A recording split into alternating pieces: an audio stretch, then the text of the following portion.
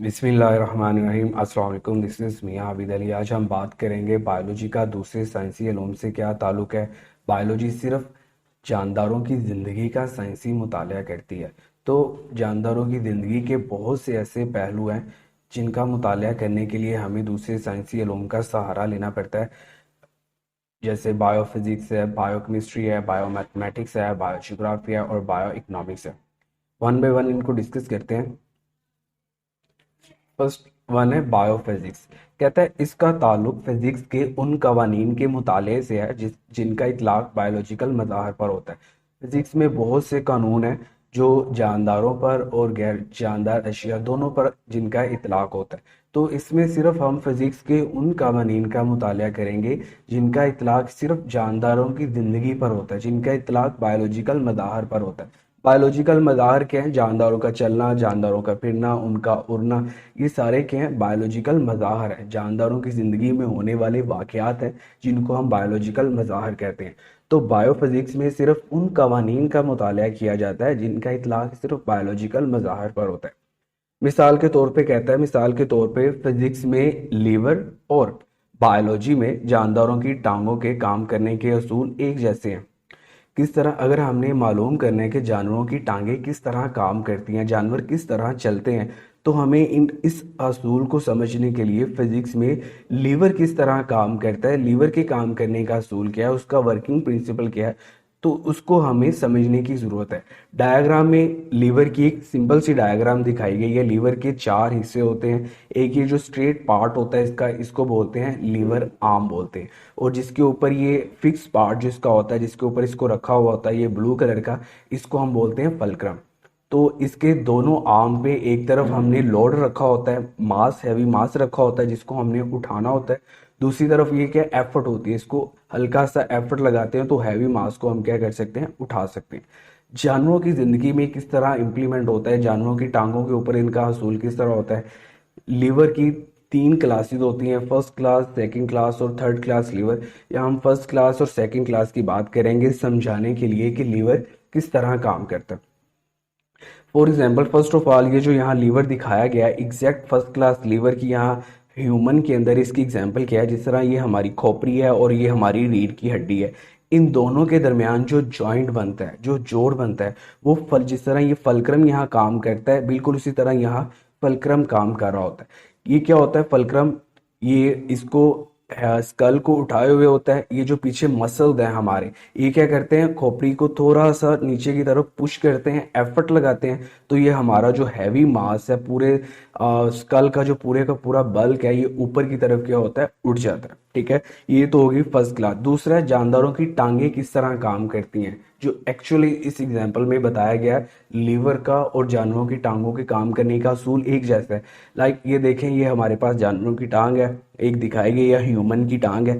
ठीक है, इसका ये जो आगे टोए है, फुट का जो आगे वाला हिस्सा है, ये फलक्रम के तौर पे काम करता है, ये फिक्स होता है। ठीक है, और ये हमारी जो लोअर लेग है, उसके पीछे ये जो मसल है, ठीक है, ये क्या करता है, फुट को ऊपर की तरफ एफर्ट लगाता है, ऊपर की तरफ सुकड़ता है, ये हमारी हील को ऊपर की तरफ उठाता है। तो ऑब्वियसली हमारा जो लोड है, मास है, वो आगे की तरफ क्या करता है, मूव करता है। तो ये हमारे जानवरों की टांगों के और लीवर के काम करने का असूल एक जैसा है। नेक्स्ट है हमारे पास बायोकेमिस्ट्री। कहता है इसका ताल्लुक जानदारों में मौजूद मुख्तलिफ कंपाउंड्स और केमिकल रिएक्शंस के मुताले से है। जानदारों में मुख्तलिफ कंपाउंड्स कौन कौन से हैं? कार्बोहाइड्रेट्स हैं, प्रोटीन्स हैं, फैट्स हैं, न्यूक्लिक एसिड हैं। ये सारे के सारे कंपाउंड्स हैं जो मुख्तलिफ मालिक्यूल्स के मिलने से बने होते हैं। और केमिकल रिएक्शंस क्या है? सिंपल वर्ड्स में, जब दो चीज़ें मिलकर एक नई चीज़ बना देती हैं या एक चीज़ टूट के दो चीज़ें बना देती है, तो इसे हम बोलते हैं केमिकल रिएक्शन। तो जानदारों में मुख्तलिफ कंपाउंड्स की केमिस्ट्री को समझने के लिए कि कंपाउंड्स कैसे बने हुए, कार्बोहाइड्रेट्स है, इतना कम्प्लेक्स स्ट्रक्चर है, उसके अंदर किस तरह बॉन्डिंग हुई है, एलिमेंट्स आपस में किस तरह जुड़े हुए हैं, तो उनको समझने के लिए हमें केमिस्ट्री का इल्म इस्तेमाल किया जाता है। और जानदारों में जो मुख्तलिफ केमिकल रिएक्शन हो रहे हैं, मेटाबॉलिज्म नाम ही केमिकल रिएक्शंस का है, तो किस तरह वो हो रहे हैं, उनका प्रोसेसिंग किस तरह हो रही है, तो इसके नॉलेज को समझने के लिए हमें बायोकेमिस्ट्री का सहारा लेना पड़ता है। कहता है मिसाल के तौर पे, मिसाल दे रहा है, कहता है मिसाल के तौर पे फोटोसिंथेसिस और रेस्पिरेशन के बुनियादी मेटाबॉलिज्म को समझने के लिए केमिस्ट्री का इल्म इस्तेमाल किया जाता है। अब जहाँ जितने भी ऑटोट्राफ्स हैं, ऑटोट्राफ्स वो जानदार हैं जो अपनी खुराक खुद तैयार करते हैं।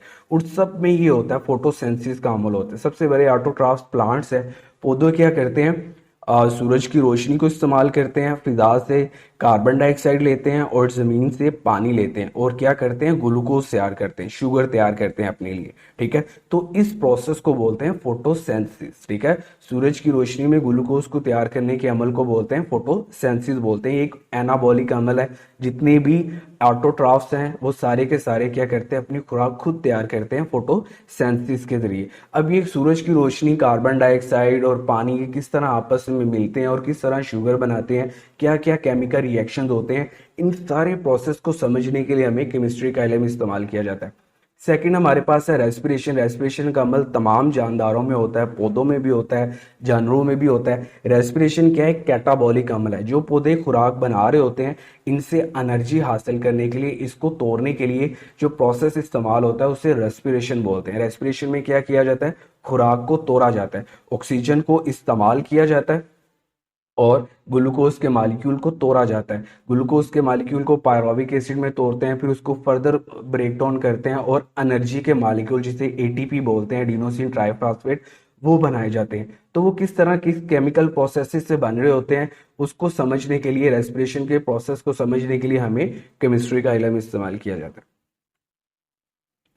नेक्स्ट है हमारे पास बायोमैथमेटिक्स। कहता है इसका ताल्लुक मैथमेटिक्स के असूल और तरीके इस्तेमाल करके बायोलॉजिकल अमाल के मुताले से है। बायोलॉजिकल अमाल कौन से है, मिसाल के तौर पे एक बायोलॉजिस्ट क्या कर रहा है, कोई तजर्बा कर रहा है, तो उसको काउंटिंग में न्यूमेरिकल फैक्ट डिजिट्स हासिल होंगे। मतलब 50 लोगों के तजर्बा किया, उनमें से 40 पॉजिटिव आए, 10 नेगेटिव आए, तो ये हमारे पास न्यूमेरिकल फिगर्स आते हैं। तो इनकी हमारे क्या बायोलॉजिकल अमाल है। अब इनको कैसे हल किया जाता है, मैथमेटिक्स के असूल और तरीके। उर्दू मीडियम के लिए समझने के लिए यही जरूरी है कि मैथमेटिक्स के असूल और तरीके क्या हैं। असूल सिंपली जिस तरह मैथमेटिक्स में है कि plus multiply plus is equal two plus. ठीक है, जमा को जमा से मल्टीप्लाई करें तो जमा है, जमा को माइनस से मल्टीप्लाई करें तो माइनस है, और माइनस को माइनस से करें तो माइनस है। ये मैथमेटिक्स के असूल हैं।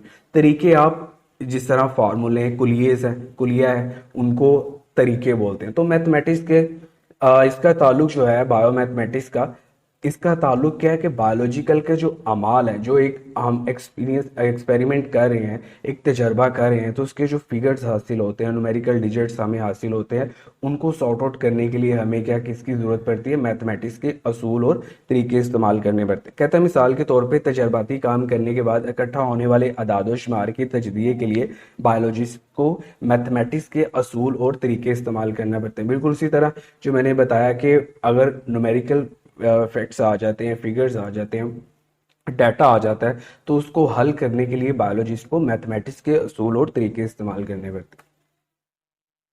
नेक्स्ट है हमारे पास बायोजियोग्राफी। कहता है इसका ताल्लुक जमीन के मुख्तलिफ जोग्राफियाई हिस्सों में जानदारों की स्पीशीज की मौजूदगी और फैलाव के मुताले से है। जोग्राफियाई जमीन के वो हिस्से हैं जहां जानदार रहते हैं, उन्हें बोलते हैं जोग्राफियाई हिस्से। कहते हैं इसका ताल्लुक जमीन के मुख्तलिफ जोग्राफियाई हिस्सों में जानदारों की स्पीशीज की मौजूदगी और फैलाव के मुताले से। दो चीजें, एक तो ये मालूम करता है कि उन हिस्सों में स्पीशीज कौन कौन सी मौजूद हैं, ठीक है, बैफिलो है, लाइन्स है, ज़ेब्रास है, कौन कौन सी स्पीशीज मौजूद हैं, और दूसरा उनका फैलाव, किस हद तक उनका फैलाव है, उनकी कितनी तादाद है, वो कितनी तादाद में फैले हुए हैं। तो उनकी स्पीशीज की मौजूदगी का भी पता लगाते हैं और उसके फैलाव का भी पता लगाते हैं। बायोजियोग्राफी का एक और फायदा है, कहता है बायोजियोग्राफी के जरिए मखसूस जोग्राफियाई इलाकों की खसूसियात के इल्म को इस्तेमाल करके वहां पाए जाने वाले जानदारों की खसूसियात का तयन किया जा सकता है। बायोजियोग्राफी ये भी बताती है कि जो इलाका है वह उसका इन्वायरमेंट कैसा है, माहौल कैसा है, ठंडा है, गर्म है, इसके इस माहौल की खसूसियत का अंदाज़ा लगा के वहाँ पर रहने वाले जानदारों की खसूसियत का अंदाज़ा लगाया जा सकता है। मिसाल के तौर पे अगर बहुत ज़्यादा ठंडे इलाके हैं तो वहाँ रहने वाले जानदारों का अंदाज़ा लगाया जा सकता है कि उनका रहन सहन कैसा होगा, उनकी खुराक कैसी होगी, वो किस तरह वो अपने आप को सर्वाइव करते होंगे इस ठंड के अंदर। तो अगर इलाका गर्म होगा तो उसके अकॉर्डिंगली भी वहाँ पर रहने वाले जानदारों की खसूसियात का तयन किया जा सकता है, उनका लाइफस्टाइल कैसा होगा। नेक्स्ट है हमारे पास बायो इकोनॉमिक्स। कहता है इसका ताल्लुक मुआशी हवाले से, जानदारों के मुताले से। मुआशी हवाले मतलब पैसों के हवाले से कि ये जानदार कितना हमें फायदा दे सकता है। ठीक है, वो जिस तरह मिसाल के तौर पे कहता है बायो इकोनॉमिक्स के जरिए गंदम की फसल पर लगाए जाने वाले सरमाया और उसकी कीमतें फरोख्त का हिसाब करके नफा या नुकसान का तयन किया जा सकता है। बायो इकोनॉमिक्स हमें बताती है कि जो 1 एकड़ जमीन के ऊपर किसान ने जो फसल बोई है उसका कितना अखराजात आए हैं उसको, और कीमतें फरोख्त को कि कितने में वो बिक रही है, उन दोनों का नफा नुकसान का तयन बायो इकोनॉमिक्स के जरिए कर सकता है। Thank you.